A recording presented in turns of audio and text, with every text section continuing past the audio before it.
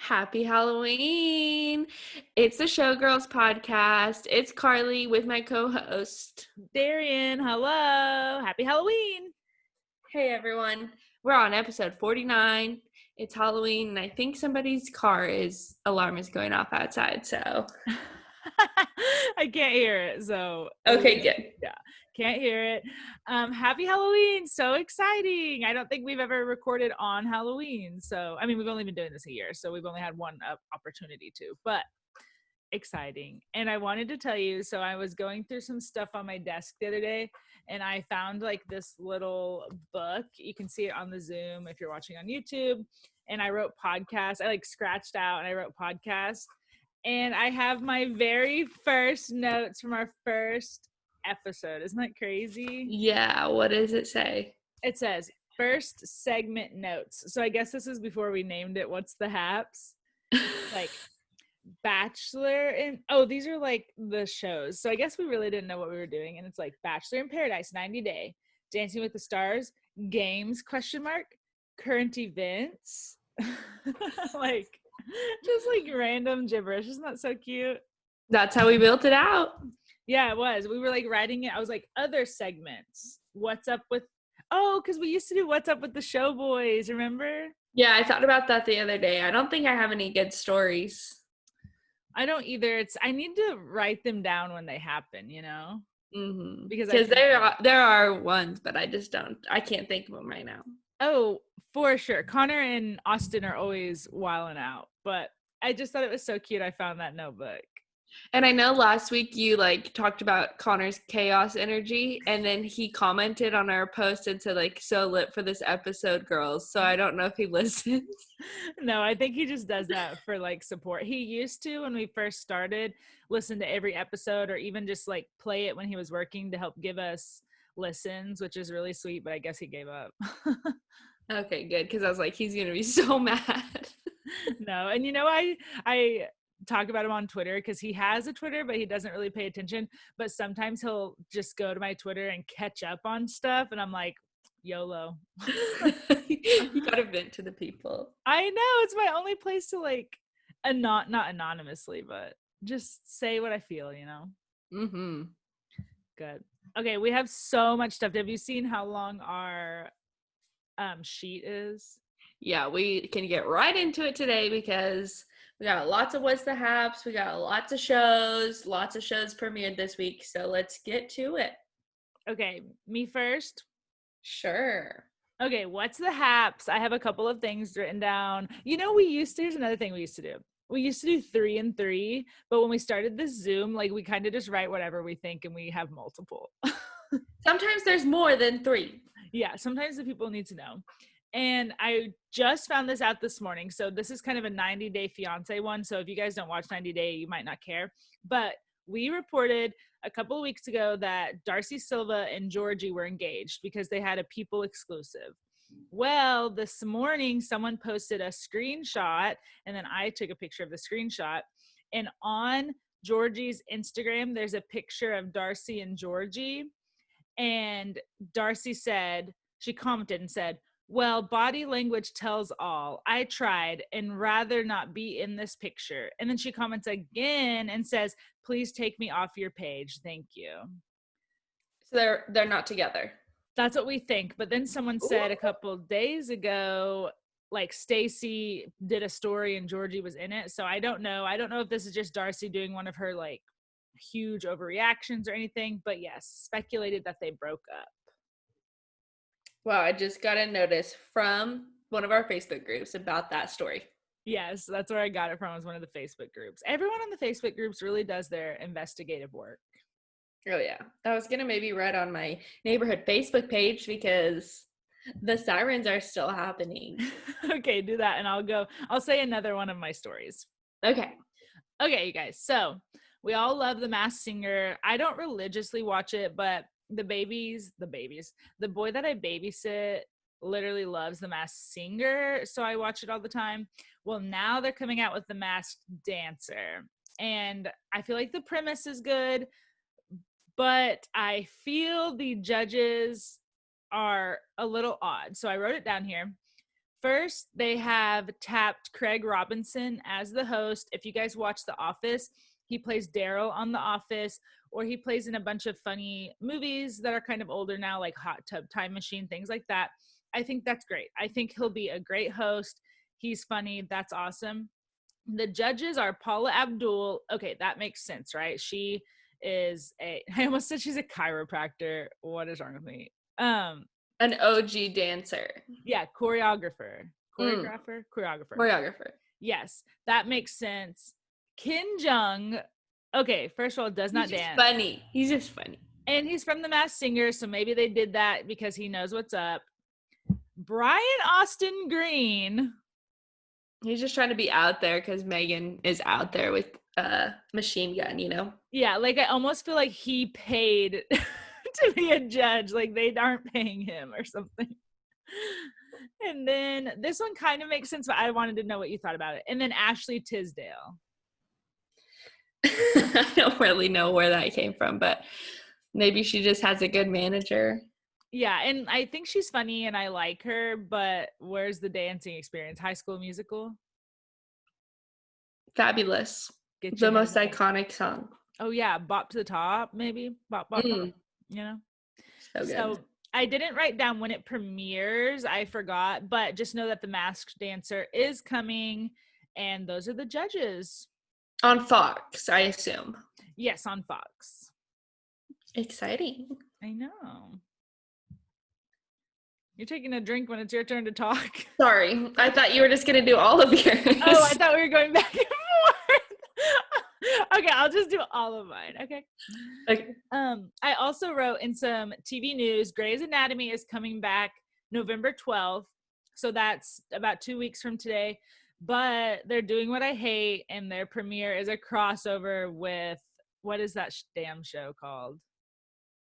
Oh, Station 19. Yes. But the finale was kind of a crossover with it too.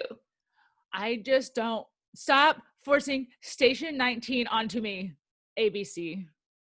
Yikes. I just don't like it. So anyways, Grey's Anatomy back November 12th. We'll definitely be watching that. I'm sure we'll recap that. I wrote down that Carly Kloss is pregnant with her first baby. Her husband's name, I believe, is Jared Kushner. I hope it's Jared. I think so. You know what, his family's very famous for like being Trump supporters and stuff. Yeah, because this might be a wrong circle, and I should have wrote it down. You know, I really need to work on my investigative journalism. So he is the brother-in-law. No.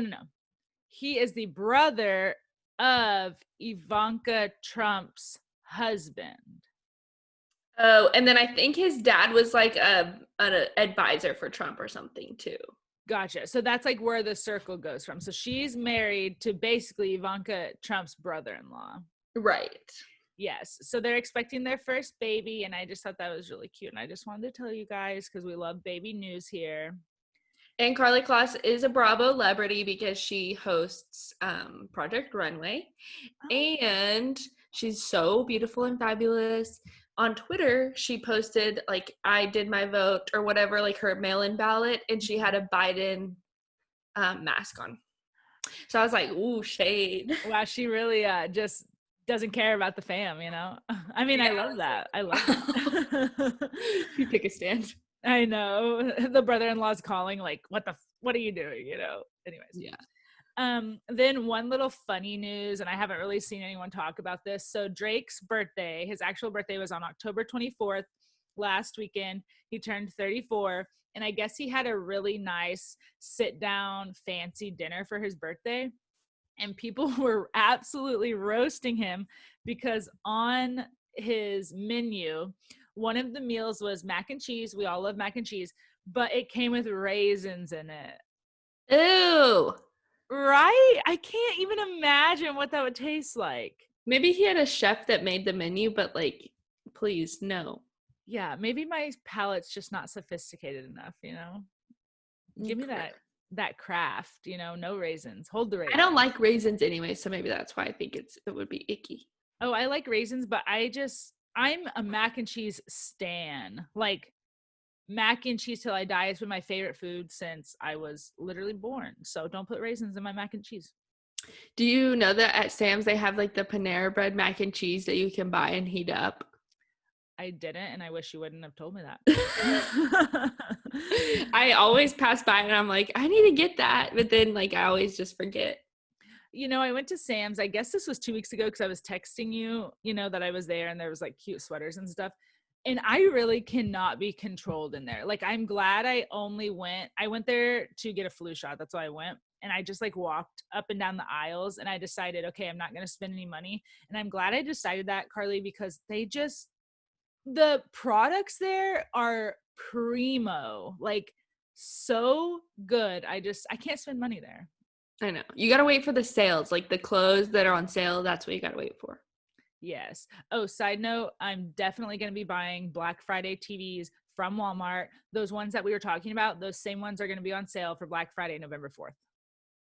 Oh, that's soon. Yeah, they're doing it early because they're doing it online. They're not doing like you wait, on Black Friday. Exciting. Yes. So anyways, that's all I got for What's the Haps. Okay, it's my turn. Another Vanderpump has been announced. Sheena, not Shay anymore, is pregnant, due in April. I think her and Brittany are like 2 weeks apart, and then like Brittany and Lala are like 1 week apart. So they kind of all got pregnant around the same time. I didn't know that Sheena was as far along as she is. So that is really exciting. And she did like a People exclusive, so which means she definitely got paid. Yeah.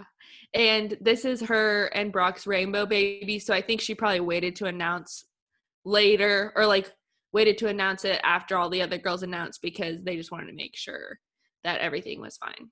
Yes, and I hope that, I don't really know how it's going in real life. I know that her and Lala like aren't friends. There's always turmoil there, but I just really hope that like maybe her and Brittany are close. They are. Okay, good. Because Sheena posted like a video. She set up her camera and FaceTimed Brittany, and like I guess Brittany had just announced that she was pregnant on Instagram, and Sheena FaceTimed her and told her like, hey, I'm 7 weeks along, but I don't want to tell anybody, but I just want to tell you because like we're pregnant at the same time. So they're still friends. Okay, but good. It's weird because like the Witches of WeHo kind of had like a girls' night.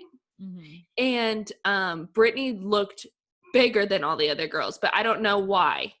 I saw that too. Like, that's why I was shocked that Sheena's like the same amount as Brittany, because Brittany's stomach was so big. Like, not her body, but like her stomach was so big. And maybe it was like because of the form-fitting dress or something, but I thought yeah, and she was wearing sideways stripes, horizontal stripes. Not a good look. They always said like, don't wear horizontal stripes, No, it's thought she was in all black, and I'm pretty sure she's like about to pop, and she looked smaller than Brittany, but dang. Who knows? So many babies. I'm excited if they start filming Vanderpump Rules for this to all play out. Me too.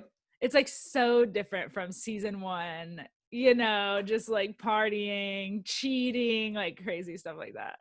And I think that I listened to one of Lala's podcasts, and like all of them pretty much wanted to get pregnant at the same time. Like Stassi obviously got pregnant before everybody else, but they just wanted to all be pregnant and have babies. Gotcha. Cool. Another little baby. Mm-hmm. So I know you just started watching Real Housewives of Orange County, but there is an OG named Vicky Gunvalson that is no longer on the show, but people still follow her life.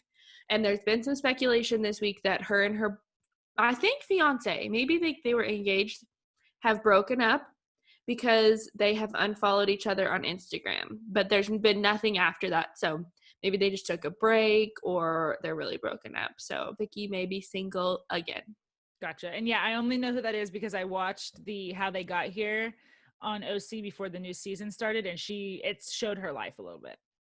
Yeah, she was the very first person that Andy Cohen followed around. Like I think he wanted to call the show like Behind the Gates or something, because like everybody in the OC lived in like a gated community. And so that's how they started it, and they like followed her around and she like didn't have a company yet. She like was working out of her house and like started Kodo Insurance herself. So we've seen a lot of Vicky. Wow, nice. Some new music. Yes. The Jonas Brothers released a Christmas song and it's so good. I listened to it on repeat yesterday. So good. And I love their Christmas song from last year. I just thought it was such a bop too. And so if we get a Jonas Brothers Christmas song every Christmas, I will be so happy. I thought it was so good as well. Yeah, it was like the last one was more poppy like last year, and this one is more like a ballad. And like Nick and Joe sound really, really good. Yes, at the very end of this new song, I Need Your Christmas, it ended and I was like, oh my God, Joe's voice right there was like, it was like heaven. Yes. Yeah, so cute. And then some other people that we follow and used to be a One Directioner, Liam Payne and Dixie D'Amelio have a new song called Naughty List. And it's good. Like, it's like a Christmas song, and it's talking about like how they need to be put on the naughty list because they were naughty this year. But anyways, hope they make a lot of money on it. I am shocked. So, I'm not super into the TikTok world, but I am shocked. Like, Dixie, obviously Charlie and her are sisters, but I feel like Dixie has also shot up there, and like I've heard her songs on the radio. Yeah, she was on a James Charles video. Actually, they kind of all collabed and released videos yesterday, and I watched the James Charles one, and it was like James, Dixie, Charlie, Little Huddy, which is kind of drama because Charlie and Little Huddy used to date, so maybe they're back together or just friends, and then Noah Beck, who's dating Dixie, and Noah is in Toy House and Lil Huddy is in Hype House, so I don't know if Noah's gonna get kicked out or not. Anyway, they did like all these YouTube videos, and James was asking Dixie about like her rise to fame, and she said her first time in LA was November 1st of last year, and now look at where she is. It's just crazy. Can you imagine like just being friends with James Charles? Like, James, do you want to like collab and like do videos? And he's like, yeah, come over to my house that you've already been to. Like, what the? I know. It's crazy. And he said that they've been hanging out like tons and tons, like doing game nights, all of them together. And this is the first time that they wanted to like collab on all of their channels. Oh, and Larray was there. I don't really like follow him. Mm-hmm. But it's spelled Larry or Is LA. A YouTuber or a TikToker? A TikToker, I think. But James calls him Larry. So maybe it's Larry and not Larray. But I've heard Larray. That's hilarious. Everyone's like Larray. He's like Larry.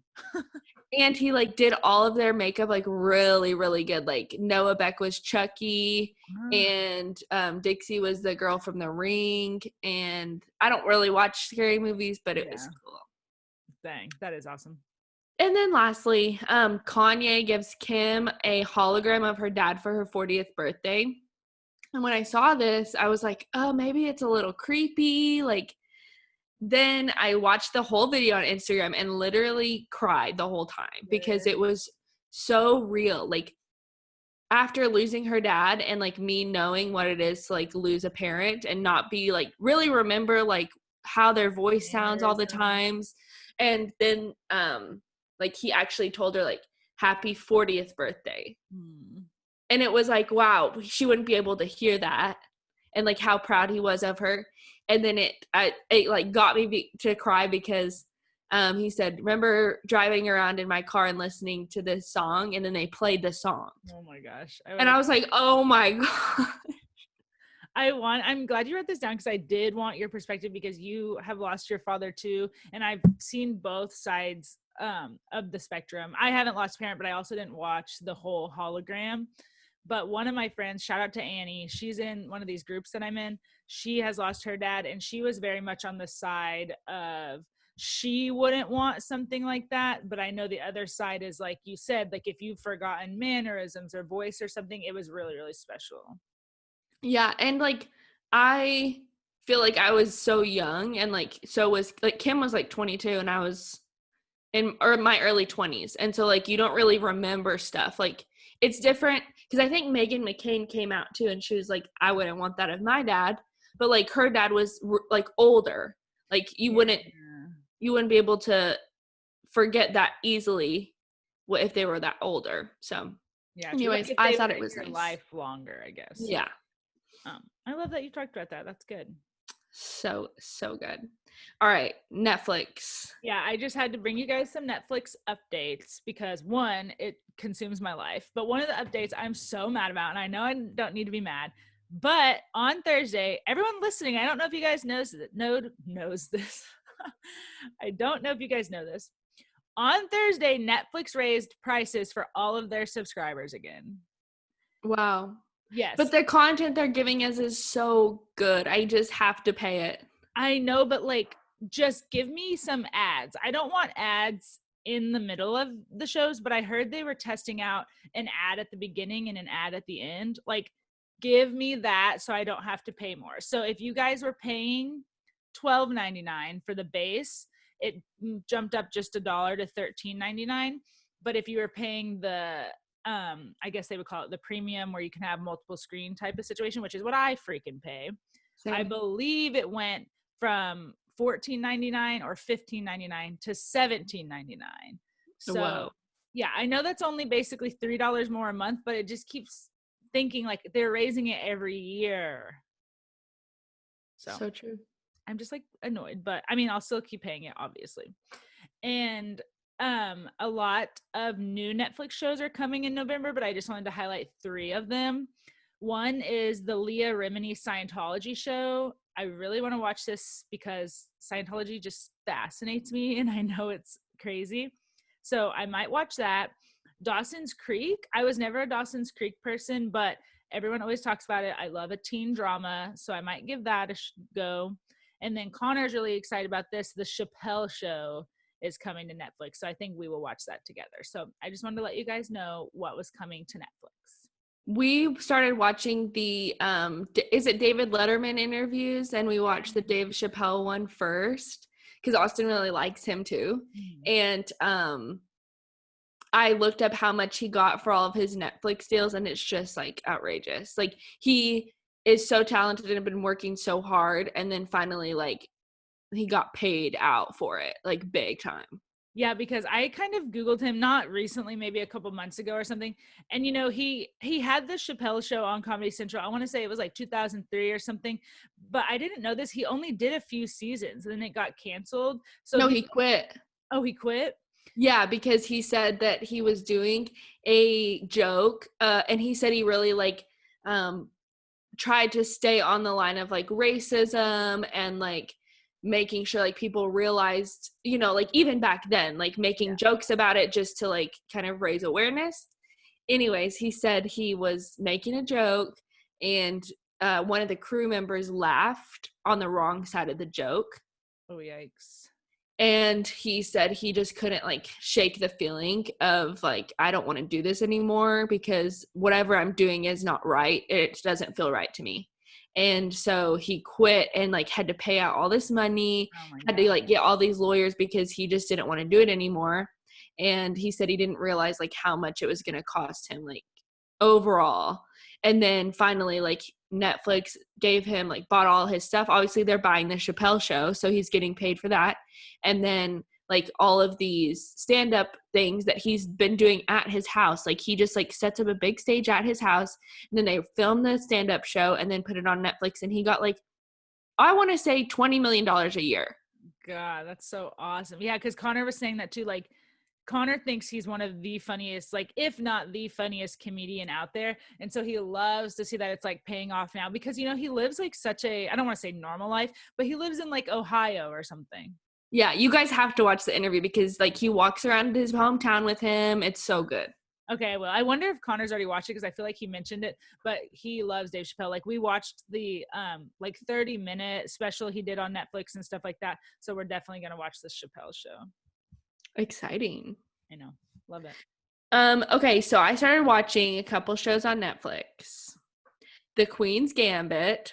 It is like really psychological and kind of deep, but it's pretty much about this like young girl. She's an orphan because her mother kills herself because she has mental issues. Aww. She goes into this orphanage until she's 15, and she learns how to play chess from the guy, the janitor downstairs. And her mom, it turns out, was like a really like good mathematician. So like she passed down like all of these like brains to her, but she just didn't know. and she becomes this really, really famous chess player. But like all the while she's dealing with like her mental health and like drinking and doing drugs and stuff. It's based in like the 50s and 60s. Oh. It's really good. I haven't finished it, but highly recommend. Okay, I'll definitely write that down because Connor and I are doing The Sopranos as our serious show right now, but I feel like we need another one. Yeah, it's really good. And then I watched Holiday on Netflix last night, and it's just like a rom-com. And, you know, like they fall in love and everything. But it was a little bit cheesy, but it was pretty cute if you want to watch it. It's not just about Christmas, it's like all different holidays. I probably will watch it because I just love Emma Roberts. Yeah, Emma Roberts is in it. Arizona from Grey's Anatomy is in it. If you watched The Order on Netflix, he is in it. Like the main guy is in it. So it was cute. It was like an hour and 30 minutes. Oh yeah, I'll watch. And then The Crown is back for season 4 on Netflix on November 15th. I think I've caught up all the way through season 3. And then like season 4 is going to be like Princess Diana comes in and like her and Charles kind of like court and then get married. I've never watched The Crown. I just thought it would always be boring, but maybe I'll try. I thought so too, but it's very like they make it current. Like they give you like details that you wouldn't know about like how the crown works and like how the palace and stuff works and like their family interworkings. Okay, I might give it a try, but don't write it down. Okay. Okay, a couple of things that I'm loving or I want to talk about really quick. So on Netflix, there's a documentary. I've been into like murder documentaries, which is weird. I'm normally not like that. And there's this one right now, and it's about the disappearance of Madeleine McCann. And she's this 4-year-old girl they're British, but they went on holiday. They went on holiday in, oh my God, what is the country right next to Spain? Why can't I think? Oh my God. Italy? No, on the other side. Is it Paraguay? It starts with a P. Anyway, wow. I hate it when I show my intelligence. Debbie's probably laughing at me. Hi, Debbie. Okay. I think it's not Paraguay. It's not Peru. You Googling it? Yeah. Keep going. Okay. So they went on holiday there and she just disappeared. Like Portugal. That's exactly what it is. I knew where it was. I just couldn't think of the name. I'll take European geography for 5, Alex. We had to Google it. I hate me. So they went on holiday and they're staying at like a beach resort, and her twin brothers, actually I think it's a boy and a girl, are all asleep in their apartment that they're renting for holiday. And all of the parents, it's like a group that are on holiday together, go to this restaurant to eat. And every 15 minutes, one of the parents goes and checks on them. But someone kidnaps the girl. And it's a documentary about it because to this day, they have never found her or who kidnapped her. How long ago was it? Oh my gosh. Shoot. It's like either the 90s or the early I think it's in the 90s. Okay. Wow. Yeah, or the early 2000s. Why am I just really striking out on the facts today? You know, I always say don't fact check me. And it's on Netflix? Yeah, it's called something Madeleine McCann.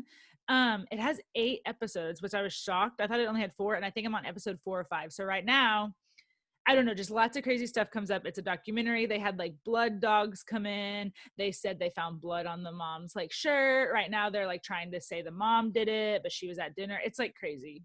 You think that they'll give us like at the end, they'll close it all up in a box? No, because even at the opening of the show and the ending of the show, it says, please, if you know anything about the disappearance of Madeleine McCann, call blah, blah, blah. Like they still don't know who did it to this day. Whoa.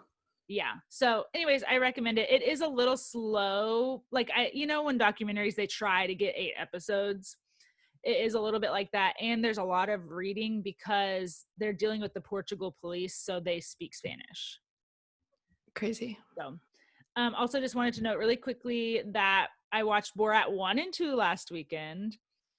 Have you watched the second one? Not yet. Okay. They filmed way more in Oklahoma than I knew. Yeah, because somebody posted like glow tanning or something too. Yes, here in Edmond. So I heard that they did a lot of research on like who knows about Borat before they did this, so he could like go to places that they don't know about Borat, and he could get real reactions. So it must be Oklahomans don't know about him. Yes, and there's a girl that is a professional babysitter. She was so nice. Her name was like Janice Jones or something, and she's located here in Oklahoma. And I guess she feels very like bamboozled because she didn't really understand, So, but everyone's like raised GoFundMe's for her, and it has like over $100,000. I can't wait to watch. Yeah, it's just so I have such secondhand embarrassment that I had to normally in a movie I can be like, Darian, this is fake. Don't be embarrassed for them. It's fake. But in this one, it's like, oh my God, that he was like really doing this. But it was funny. It was funny. And then I just wanted to say I watched The Lovebirds last night, which is a love story rom-com on Netflix with Issa Rae and I'm going to butcher his name, Kumail Nanjiani. No, I'm talking about. And it was cute. Me and Connor laughed. And I'm almost caught up on the Great British Baking Show. I need to catch up on the most recent episode. At first, I didn't realize that they were still like releasing episodes on it. So I finished like whatever the last one was, like 2 weeks ago, maybe. Pastry. So you're caught up except for one. It came out last night. Yeah. I finished Pastry, and then it was like recommendations for other shows, and I was like, wait, why can't I watch the next one? So they're still releasing it. Yeah, right now I'm in the middle of it. So technically I'm not caught up. I have 20 minutes left. What's the theme? Japanese. Ooh. Yes, and I just feel so hungry when I watch that damn show. Yeah, I have to get a snack because it's just delicious. So delicious. But okay, that's all I got besides TV. All right, we're going to the TV, guys. We got a lot of shows, so let's do it. Let's power through. Previously on Big Brother, we finally saw it come to an end. And it was, we predicted it week after week. We were like, it's going to be Cody. It's going to be Cody. And it was. And thank God that my power came back the right amount of time, because I wouldn't have been able to watch the live finale because we were without power for the entire day. And because there was a big ice storm here, and I texted Darian and I said, what am I going to do if I can't watch the live finale? And then I was cooking chili on the stove with my gas burners, and the lights just came back on right in the nick of time. I was so thankful because I know TV was messed up this week because we did have an ice storm, guys. I had power, but Carly was out power like 2 different days, weren't you? Yeah, it was nuts. So TV watching was hard for her, but I'm so glad it came on for Big Brother. Basically the whole week was just narrowing it down, right? Because we have to get to the final 2. And I just want to talk about Nicole. So basically the final 3 HOH comps, Nicole won the first one, Cody won the second one, and then what that means is Cody and Nicole then had to battle for who gets to pick the final 2, and Enzo didn't get to pick it all because he was the loser basically. So Cody wins it all. Were you shocked that he picked Enzo? I mean, they both kind of threatened him when they said their like minute-long thing. Like, she was like, I would never do this to you. Just know that. And I was like, okay, that's a threat. And then Enzo was like, I'm your ride or die. We're the root, la, la, la, la. And I feel like he probably just waited in his head, like, Enzo has kids. I have a better chance of winning against him because I could not get some votes against Nicole because she's won before. And some people may say, like, let her win 2 times. And I think that they both probably deserved it. Like, obviously they're in the final 3, like both of them deserve to be sitting there. But I just think that he probably thought like me and Enzo really were trustworthy together, and Nicole kind of played her own game during the thing. Like, she was with Danny, she was with Christmas sometimes, like she was with all these different people, and Enzo was always with Cody, and he always knew that. I agree. And I agree with that thinking like wholeheartedly.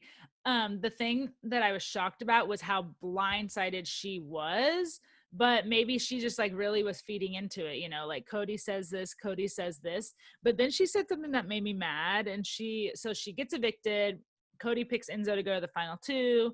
Nicole goes out instantly has to do her interview. And I know she's shocked. She's like crying, like she can't believe Cody did this, blah, blah, blah. But she says to Julie, like, I was so shocked, or she doesn't say exactly this, but I was so shocked that Cody even won that final HOH. Like, he could have just thrown it to me and I could have sent Enzo home and not got any blood on my hands. Or blood on his hands. Why would anybody throw the last HOH ever? No clue. And she could have tied him. Like, it was just one off. Like, she messed up. Sorry, you didn't win. He won. Yes, exactly. So then Cody wins unanimously. Enzo's final speeches to try to sway them. He's just so hyped up. He's like, he's talking with his hands so much. He's like, yo, bro, I did so good. And they were laughing. He like was saying things to make people not vote for him. Like, I just rode the coattails of this guy. Like, obviously they're not going to vote for you if you say that. Say that was your strategy. Like, yes, he was like digging himself a hole without realizing it. And everyone was laughing at him, but not really laughing at his answers so much, just laughing at like he was up and down and all this stuff. And it was really funny because when they had to go to commercials, Enzo was like, they're laughing at me. And Cody had to like calm him down. He was like, they're not laughing at you. You're just being funny. Like, you're being Enzo, you know? Yeah. I am just glad that he won some money. And it was funny. I saw something on Twitter that I think David got more money than Memphis. Did you see that? No, but that's hilarious. They like did a breakdown of like everybody, how much they got. So like the first people like got 40,000 or whatever they were promised. Yeah. And then everybody in the jury, like some people won comps, like Davon got an extra 5,000 and then she won America's Favorite House Guest. So she got however much. And then David won that $10,000 and he got more than Memphis. And everybody was like living for it because he came out better. Yes. I just love that. And yeah, like you said, Day won America's Favorite House Guest. And last thing I wanted to say about that, or about Big Brother, was I read that so it went Davon first votes for America's Favorite Player, Tyler second, and then Janelle was third. But they only announced the top two because they were afraid Nicole would like freak out on live TV. Oh my gosh. But Janelle was campaigning the whole time because she was going to donate all of her winnings from that to a charity. Yes, exactly. So I was surprised she didn't win, but I mean, I'm really glad Davon won. Me too. And I was so glad that like Tyler was happy for her and that Julie mentioned like it was 1 million votes a difference. Like everybody wanted Day to win. Yes, I loved that. I thought it wrapped up good. You know, it was hard to hang in there for a little bit because I was like so annoyed that it was narrowing down to Cody. But I think in the end, I'm happy with how it ended. Yeah, same. Okay, now I'm really excited. I know we have a million effing shows to talk about, but I just have to talk about The Bachelorette, dude. We just have to talk about this dumpster fire.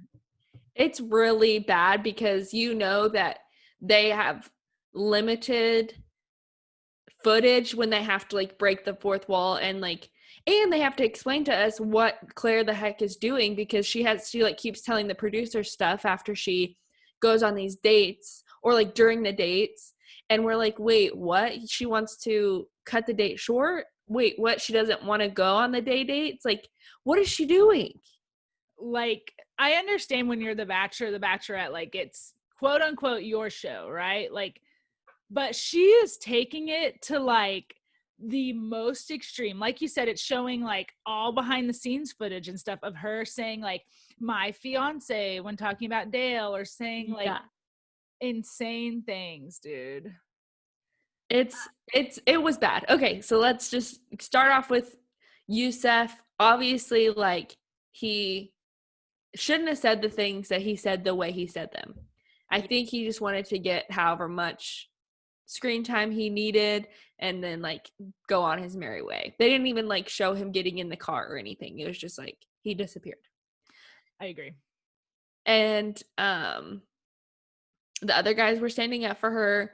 So then Deanna, I think is how you say it. She was a former Bachelorette. She came and talked to Claire and Claire said this may be the shortest Bachelorette season ever. Claire said that, like, put it into the universe. Yeah, she's just like from the beginning so fixated on Dale that she's literally not trusting the process out, which not saying this is the best process, right? Like lots of people don't end up with anyone on The But she's not Bachelor. even like talking to the other guys at all. And then during the group date, she says, "Let's hurry this along." I wrote it in quotes because that's what she said. Yeah. If I were one of the guys, I'd be so mad if I heard that. Oh, me too.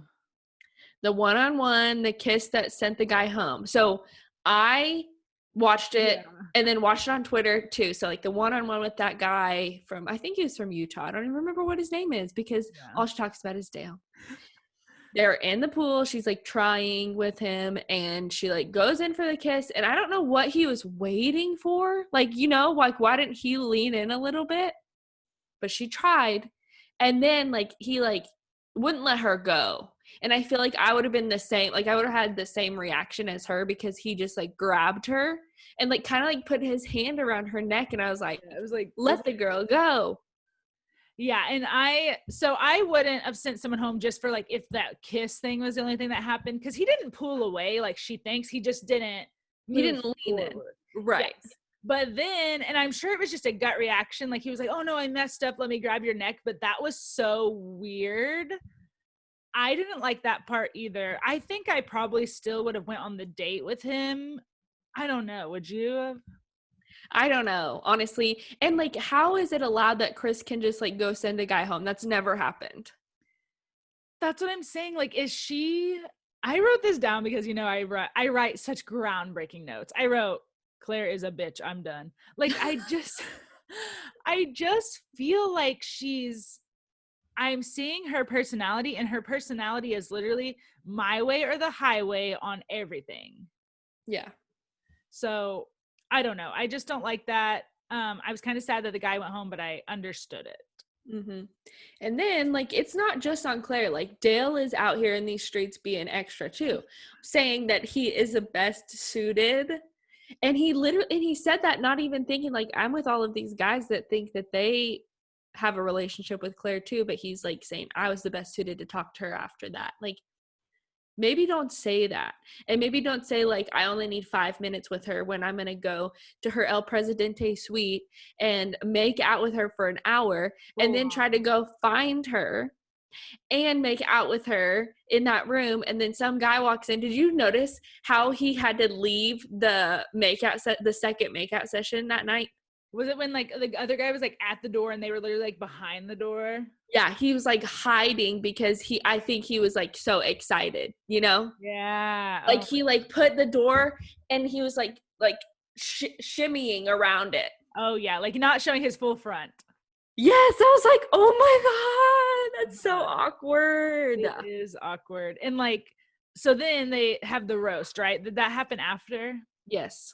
Okay, they have the roast. Every guy obviously is roasting Dale because what other ammo do they have at this point? Like literally it so revolves around Dale and Claire is so mad about it.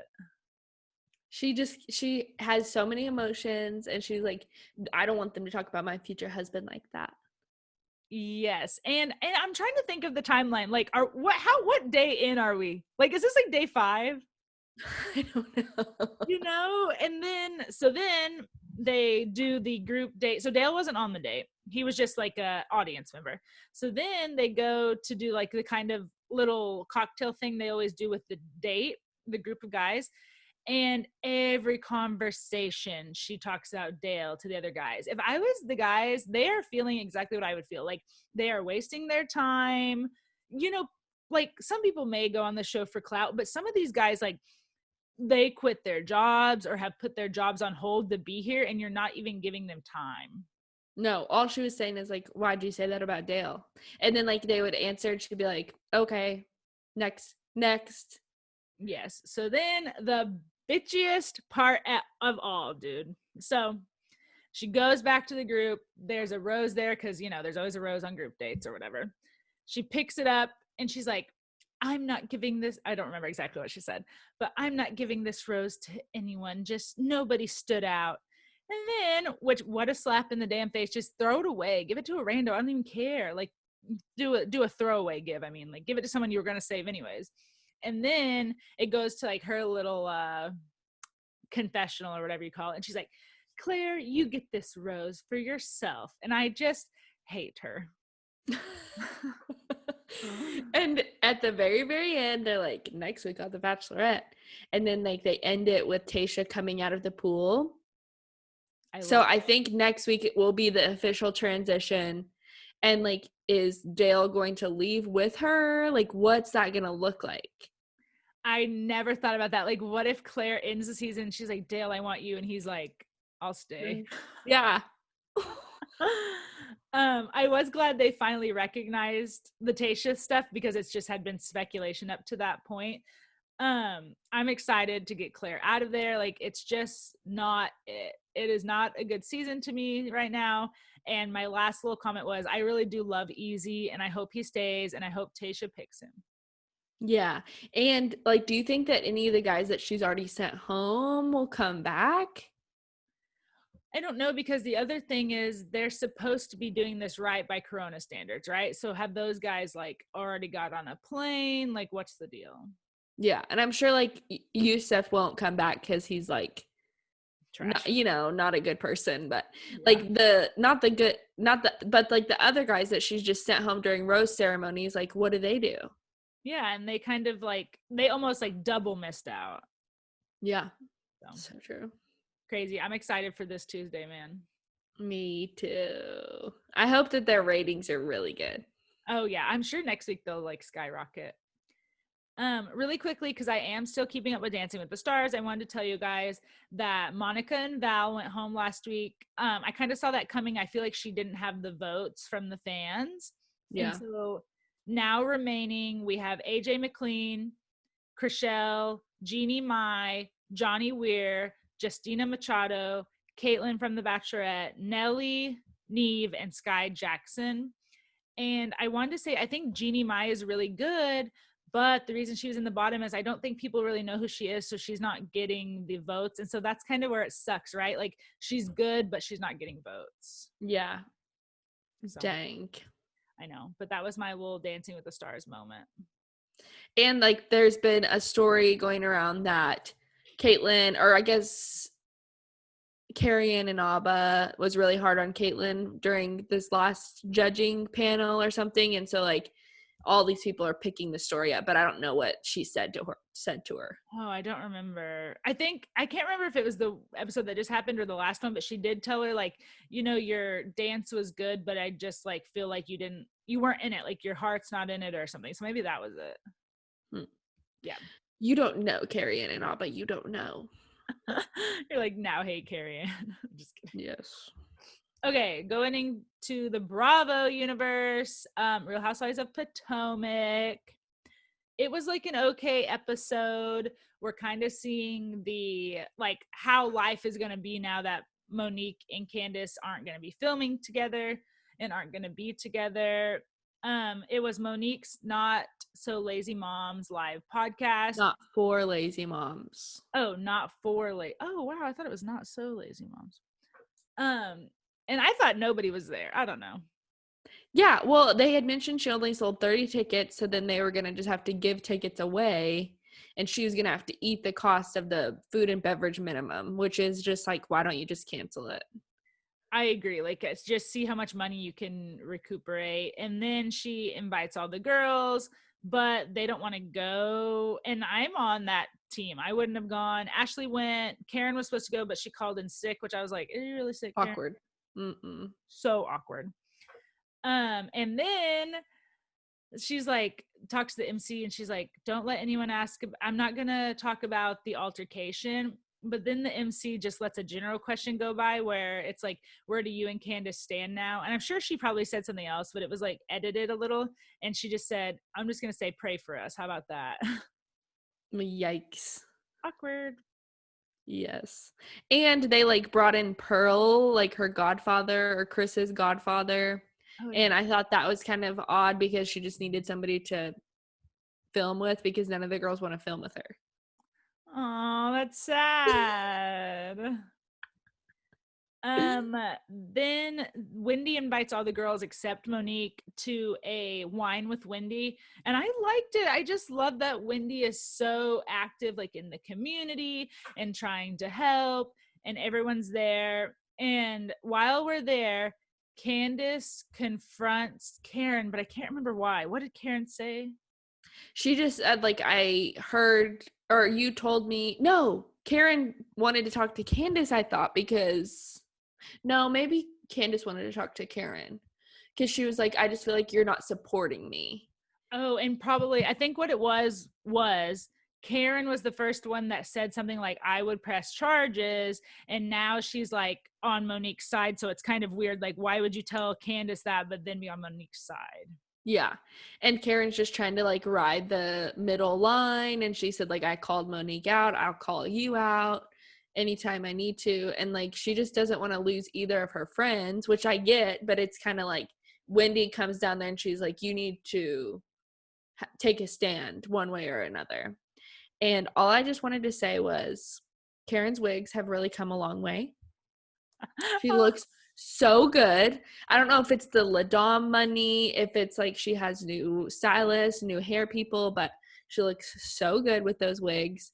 And then she said Monique has something medically wrong with her, which I thought was horrible. Yes, I wrote that down too, because literally I was like, excuse me, like, and they didn't even touch on it. Like they just like recorded her saying that and then haven't said anything else. And so maybe it'll come out in the next episode, but I was like, what? Like, that was the most bold statement you could make. Like, I'm pretty sure it's a lie. So how rude of you to like say that. And even if it's not a lie, I don't know. I just thought it was so inappropriate. So inappropriate. Sounds like a Ramona Singer comment to me. Oh my God. Yes, you hit the nail on the head. One comment about her wigs. You are so right. I will never forget Candace's first season at the barbecue when Karen's wig is falling off and they're like trying to fix it. Never forget. So bad. Yes. I don't really. Oh, the next episode is when they announce they're going to Portugal, which we just talked about. How funny. Oh, wow. Yes. On vacation. So hopefully next episode will be good. Okay. Real Housewives of Orange County. Whew. It was like it's kind of boring. I don't know. Is that just me?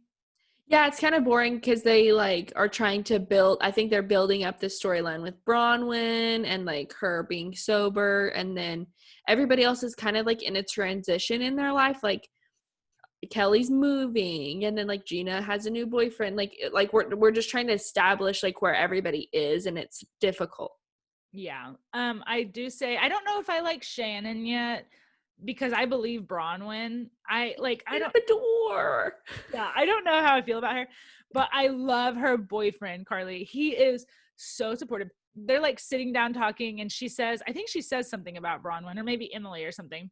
And John is like, have you had a fight with her? He's like trying to understand who's who, like where the fights stand. And it was just so like, I love it. It was so supportive. Yeah. And I do think maybe if Shannon did say like her house was sad or depressing, like she probably didn't mean it, like, or she just like said it in jest, and then like realizes like actually Gina owns a house and all three of us, like Kelly, me, and Bronwyn, are all renting. And I didn't even realize that Bronwyn was renting her house. Yeah. How much rent do you pay a month for an 8,000 square foot house? Dear God. A lot. I would say like $30,000. Oh, for sure. For sure. Maybe more. I wanted to go in. Yeah, I believe Bronwyn, but also Real Housewives shows are so weird because you, as one of my best friends, if I had like told you, I don't know, I have a friend named Cashin. Cashin's house is so sad. Like, bitch, if you told Cashin I said that, I would be like, what the fuck, Carly? Like, you know? So Housewives are so weird, right? They bring the drama on purpose. Yeah, definitely. Do you think that the text from Sean to Gina was him like coming on to her?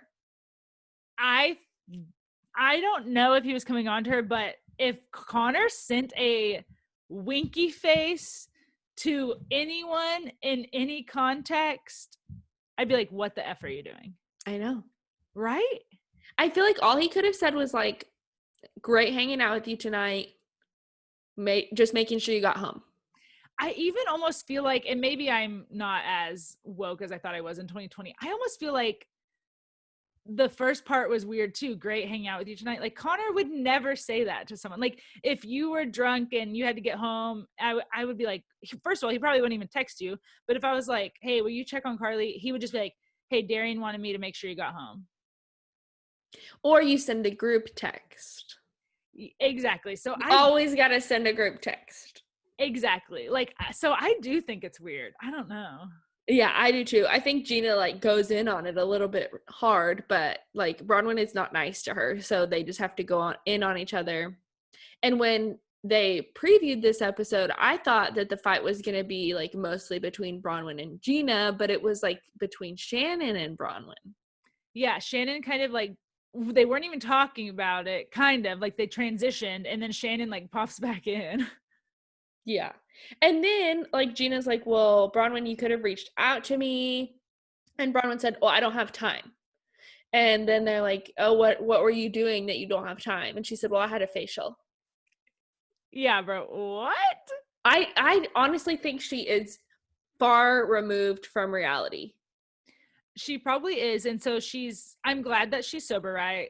But she probably was an alcoholic for so long, and now she's just like not drinking, and now she's just like I don't know. Something's weird. Maybe she should have taken a little bit of time off. Yeah, like maybe let's not jump right into a season, literally 30 days sober. So they probably started recording when she was like 10 days sober. Yeah. Whoa. And then Elizabeth, I think that if she stays on for another season, like she's going to realize like, oh, I really didn't do my hair and makeup. I didn't glam. Like I'm like Kyle right now. Like, why don't you glam?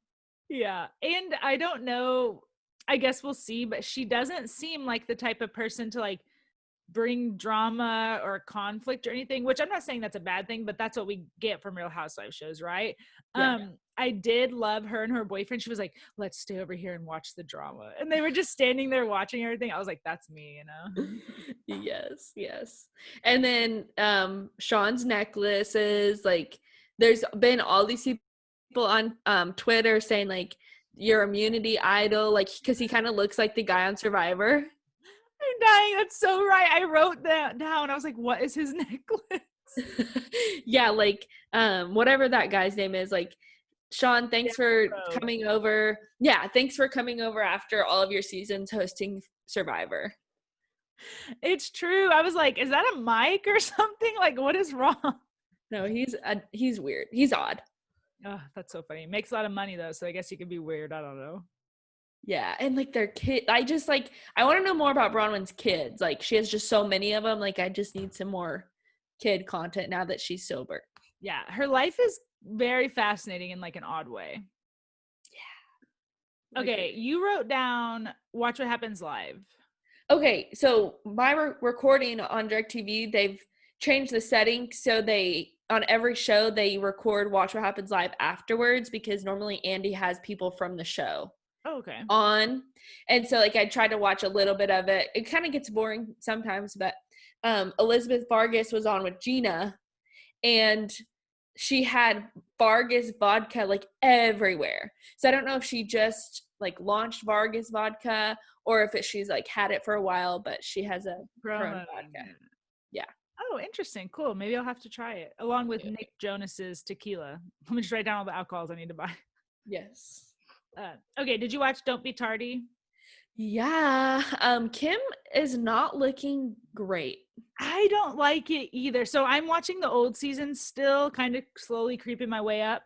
And I understand like she's aged, obviously, but there's something about like, is she dark lip lining her lips and then like her hair? Something's like not right. And I understand, like, I'd probably be looking rough in an RV too. You know, like you have very little space to get ready. You've had 6 kids in your life. Like you've had, you know, I understand you had some, maybe you need a facelift again. I don't know. But it's just like, she'd be looking rough. I agree. Something's like not clicking. And even so they went and did old time photos and I thought they were so cute and I loved them. But even in those, like something was off with like her chest. Yeah. Like her boobs are huge. And maybe that makes her look bigger than she is. I don't know. Yeah, I agree. The episodes are so short, so not a lot you get out of every episode, but the RV breaks down twice, and at the end of the episode, it's completely broken down again, and it looks like on the next episode they have to call in like 1,000,000 people to come help.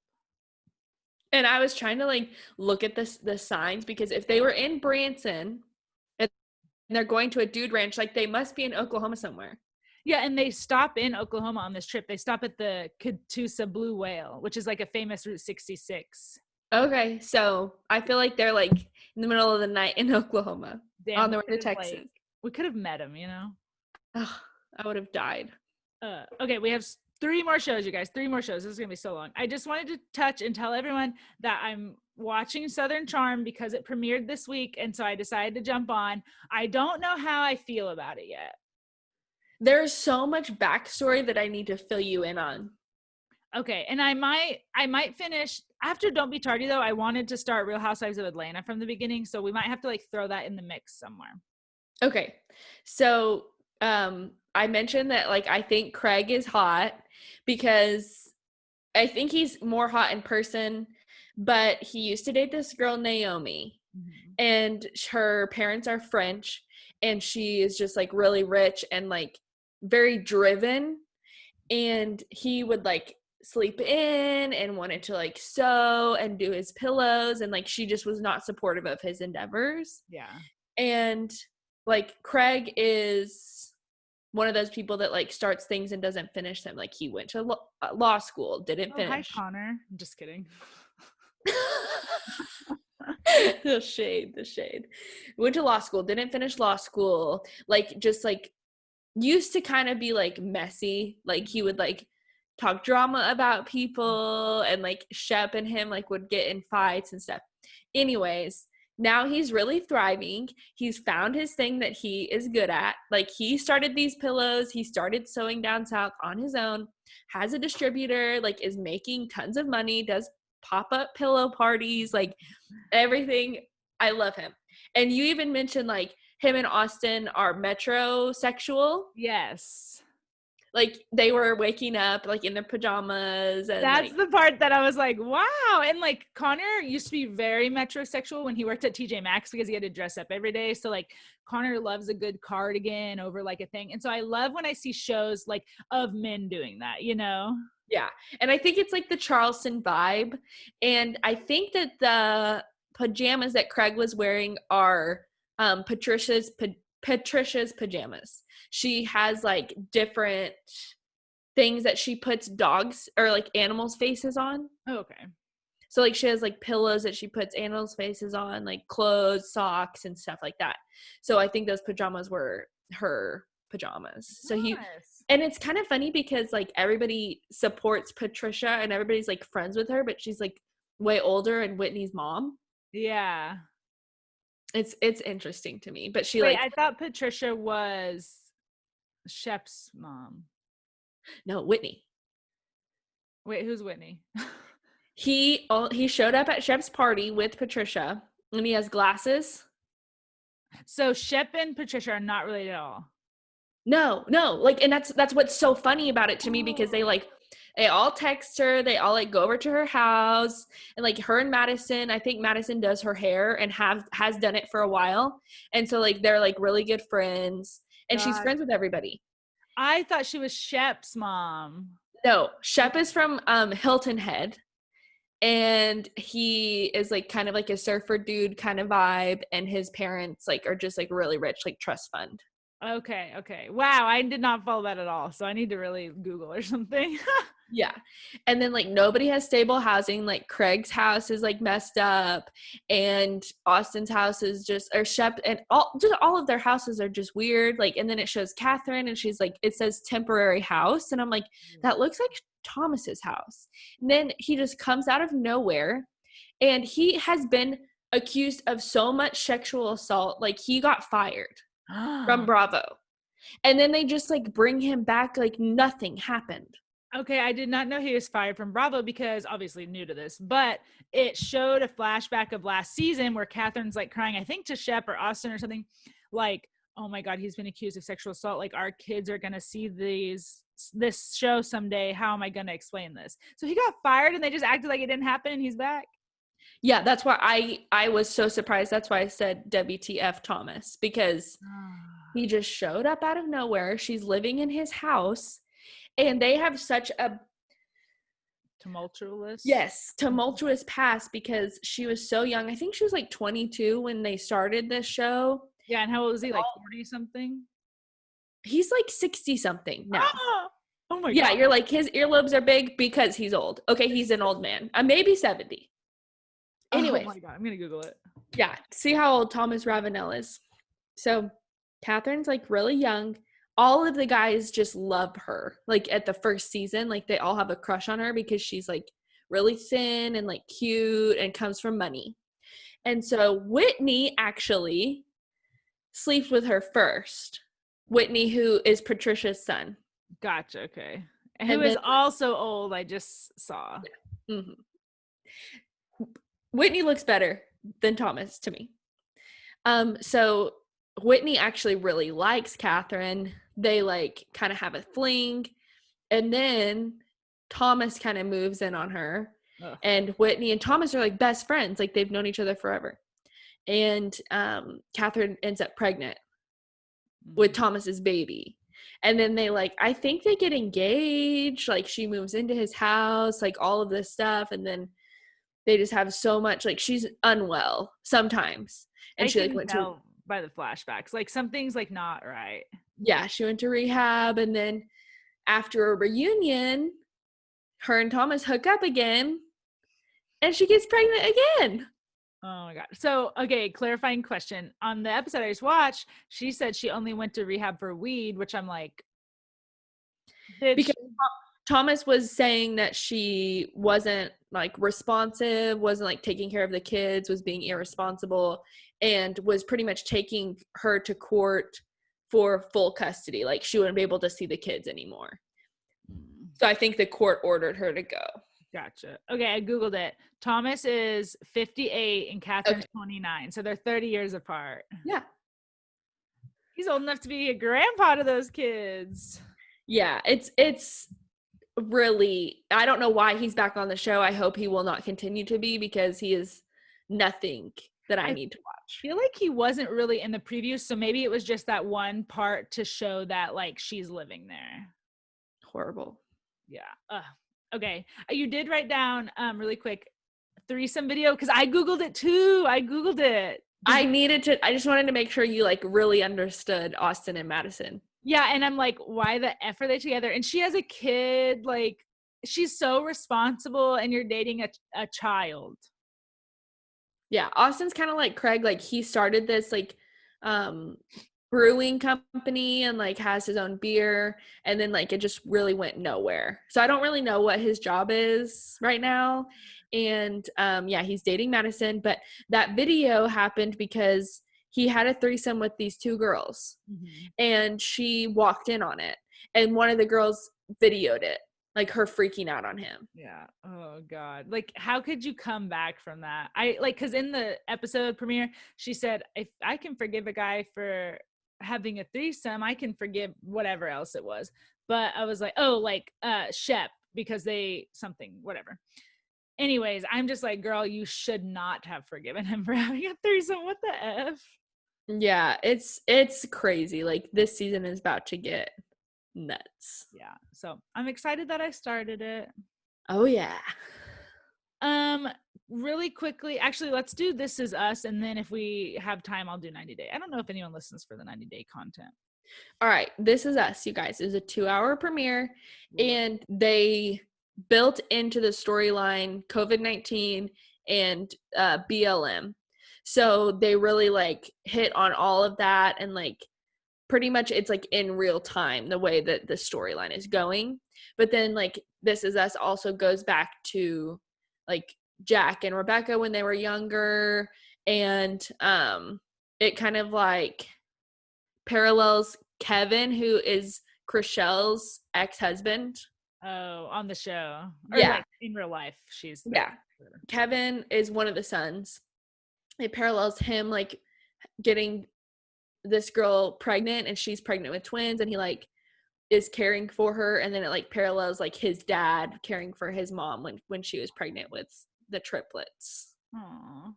So it's kind of like they do a good job of that. And then if you've never watched This Is Us, Rebecca was pregnant with triplets. She had the babies, and one of them died. So only Kate and Kevin made it from the triplets. And then Randall, his parents were like into drugs and stuff, but I think they were like in recovery. And his mom, we thought, died during like right after he was born, and so his dad felt like he couldn't keep him, dropped him off at a fire station. And Rebecca and Jack adopted Randall, so he was a little black baby with 2 white siblings, but they were all born on the same day. Gotcha. Okay. So like Randall finally is like realizing like now that he's older and has kids of his own, like he really didn't get like black culture, and like nobody really understood him, and he like tried to like make things better for his family and not like talk about things that he was dealing with. Oh, so, like now I know, I was just crying. You were. Yes. And now he's dealing with it all, and like him and his family are kind of like at odds because like they never really understood him either. And Kate's like doing all this Black Lives Matter like protests and stuff, and he's like, well, this is not the first black guy that's died, and why didn't you talk to me about it before now? And I was like, oh my gosh. So it's really like, obviously it's a scripted fake show, but they're really doing it in real time. Yeah. So then they like go back to like when Randall was born, and like show like his mom getting CPR, like trying to like revive her. And then his dad just leaves because he thinks that she died. And this whole time, all these seasons, we think that Randall's birth mother died. Mm-hmm. And then it shows at the very, very end that she breathes. And so she's either alive and we don't know, or like she like lived this really great life, and like maybe she died at some point, or like Randall and her are going to reconnect, because his birth father, he reconnected with him when he was a lot older, and then he had cancer and passed away. So he like got to know him like very, very briefly. Yeah. Whenever, because we used to talk about this show, I think last season too. I think we have always talked about this, or whenever it started. And I just feel like I don't know if I can watch it because I feel like you cry every freaking episode. It is very deep. Yeah, it's sad and like emotional, and they really like give it all to you. Dang. Okay, I probably won't watch it, but you can continue to give us our weekly update. And I don't know if I knew this, but Jack, who is the dad, who's Milo Ventimiglia. Yeah, who died at the very first season, right? But they like flashback or what? Yeah, like the whole show is in all these different time frames every episode. Gotcha. So we'll see him, like we see him having the babies again, like we see him and Rebecca at the hospital, and he calls his dad, and he's like, what were you praying for so hard? Because he was like praying that Rebecca was going to make it because the babies were in, whatever. Yeah. Calls his dad, who was an alcoholic, and he's like, what were you praying for so hard when we used to go to church? And he said that my kids were better than I was. And then I'm like crying, and he's like, hey, before you go, happy birthday. So Jack's birthday is on the same day as all of the kids. And I don't know that I knew that. So like they celebrate their birthday and then their dad's birthday on the same day. Aw, cool. Sad but cool. Sad show. He's dead but not dead because of the flashbacks. Right. Gotcha. Okay, thank you. My friend Debbie wanted us to talk about it, so I'm glad. Really quickly, might as well just do 90 days since we're already here. And, if you listen all this way, thanks everyone. So it's 90 Day Fiancé the other way. We'll just update you on all the couples.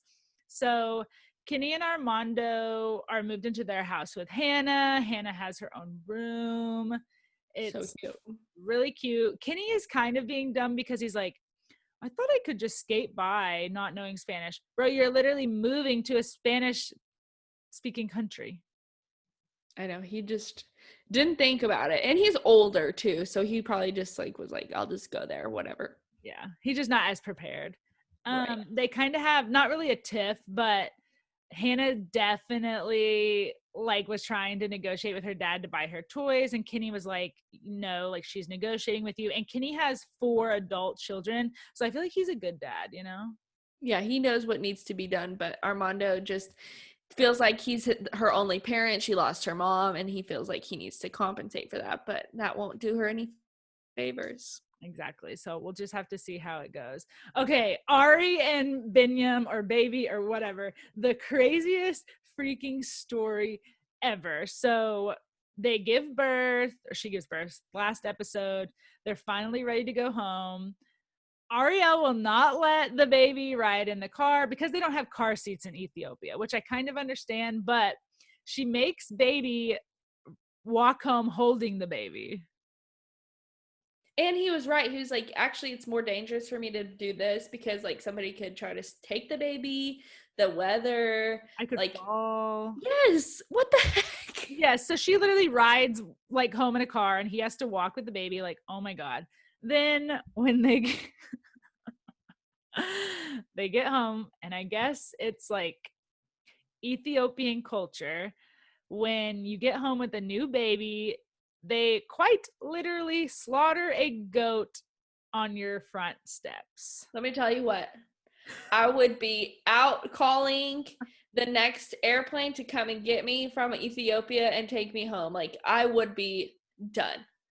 I was so shocked. They showed the blood like a little afterwards, and I was like, oh my God, like she just gave birth to someone and then like something got slaughtered in front of her. Like, And he didn't even give her a heads up about it. Like, it wasn't like, hey, we're going to get there and like all these people are going to be there. All you have to do is just sit there for 5 minutes and everything will be fine.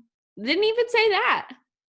it was insane. I don't know. She's not gonna last there, bro. No. And you could tell like that they do care for each other and he wants a family, but Yeah. he doesn't know how. Yes. Oh, and at the very, very end, so it's weird because she's Jewish. In the Jewish faith, they do a bris, which is like the circumcision, and he is, I think, like Baptist or something, and they do it too. And they He's go to Orthodox. Orthodox. Thank you. I knew you would straighten me out on my religion. They make the circumcision appointment, and they go, and she like freaks out, and like I know it's her baby, but basically steals the baby and decides not to do it. And I'm like, I just think that she is like so in her head about it, like just let it happen and the baby's going to be fine about it when he's 20, whatever. He's not going to ask you like, why did you do this to me? exactly. Like she has this weird thing that like, what if he doesn't want it when he's older? He's not gonna care. Like he literally will not care. So she's just weird. Jahoon and Devin, he has a new job selling cell phones, but Devin wants to check it out to make sure it's not illegal again. She's like blasting him in front of his employer, like saying I would have been so mad. Like, why didn't she say that? she's like, he used to steal phones, and the employer's like, oh. It was bad. Then we get like a little sneak peek into like how South Korean weddings are done. And they do like 12 or not 12, maybe like 6 a day at a wedding venue, and everyone only gets 1 hour, and every couple gets like a locker to keep their stuff in, and it's just like not it. Same. Yeah. Tim and Melissa, who cares? Don't even know what happened. Brittany and Yazin are kind of in the same spot. She's still in Chicago, and they're fighting because she calls him and he's like, I pay for everything, you pay for nothing. And honestly, they just need to break up already. Honestly, I fast forward through their storyline. It's not going anywhere. Like I won't fast forward so I can update in case I need to, but I'm telling you, like, it's the same. Like the only people that are really different every time, honestly, are Ariel and Vinya. Yeah. And the same with Sumit and Jenny. There's like this weird filler awkward lovemaking story at the beginning that we That none of us needed or asked for. did not need. They do go to court though, because his ex-wife is wanting $500 a month, but they go to court and she drops the court case. Praise. Yep. So that's really it on 90 Day. And we talked about so many shows today. Let me count. 1, 2, 3, 4, 5, 6, 7, 8. We talked about 10 shows today.